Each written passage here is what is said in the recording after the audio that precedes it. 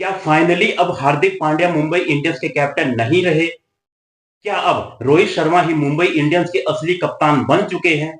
Well, ये बातें इसलिए हो रही हैं क्योंकि जब दिल्ली के साथ मुंबई का मैच था तो वहां जिस तरह से मुंबई को मार पीड़ी, मुंबई के जो गेंदबाज थे वो जिस तरह से पिट रहे थे, उसके बाद एक सवाल तो ये जरूर सामने आया कि क्या हार्दिक पांड्या वाकई कप्तानी के लिए फिट थे भी या नहीं, या मुंबई इंडियंस का जो मैनेजमेंट है उनसे हार्दिक पांड्या को कप्तान बनाकर कोई गलती हो गई थी। अब मुंबई इंडियन का जो मैनेजमेंट है वो सोच तो रहा होगा कि कहीं ना कहीं उनसे गलती तो हुई है, लेकिन अब हार्दिक पांड्या को क्योंकि उन्होंने कप्तान बना लिया था तो पीछे भी नहीं हट सकते थे। तो ऐसे में कहीं ना कहीं अब 9 मैचेस में से 6 मैचेस में अगर हार मिली है तो अब उन्होंने कहीं ना कहीं अंदर ही अंदर जो कप्तानी है वो रोहित शर्मा को दे दी है, यानी जो पावर है वो रोहित शर्मा के पास है। भले ही कागजों में कप्तान हार्दिक पांड्या रहे, यानी हार्दिक पांड्या अब सिर्फ सामने एक मुखौटा है। और इसका एग्जाम्पल हमें मिला दिल्ली और मुंबई के मैच में, जब मुंबई के जो बॉलर है उनको मार पड़ रही थी तो ऐसा लग रहा था कि हार्दिक पांड्या जो है अपना जो मानसिक संतुलन है वो खो गए थे और उनको समझ ही नहीं आ रहा था कि अब क्या करें।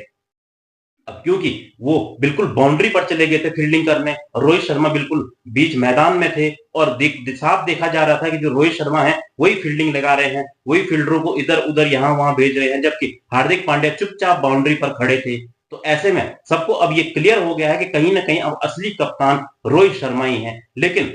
शायद मुंबई इंडियंस के मैनेजमेंट ने बहुत देर कर दी है, क्योंकि अब मुंबई इंडियंस जो है वो 6 मैच हार चुका है 9 मैचेस में, और अब प्लेऑफ में जाने की उसकी जो उम्मीदें हैं वो काफी कम हो चुकी हैं।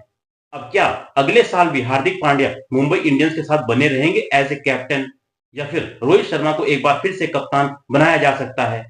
अब ये तो मुंबई इंडियंस के मैनेजमेंट को डिसाइड करना है, लेकिन आप लोगों को क्या लगता है, क्या वाकई में हार्दिक पांड्या का जो माइंड सेट है वो सही नहीं है एज ए कैप्टन के लिए? और कई जो एक्स क्रिकेटर है उन्होंने कहा भी है कि हमें अब हार्दिक पांड्या को सपोर्ट करना चाहिए, हमें हार्दिक पांड्या का की जो है आलोचना नहीं करनी चाहिए, उनको सपोर्ट करना चाहिए, क्योंकि उन्होंने अभी T20 वर्ल्ड कप भी खेलना है और इसलिए हम भी हार्दिक पांड्या पर बहुत कुछ नहीं बोलेंगे। अब हार्दिक पांड्या को सपोर्ट करना शुरू करेंगे, क्योंकि शायद हार्दिक पांड्या को अब अकल आ चुकी है और उम्मीद करते हैं कि अब हार्दिक पांड्या जिन्होंने भी उनके बारे में कुछ कहा है उनको वो जवाब अपने बल्ले और अपनी गेंद से देंगे।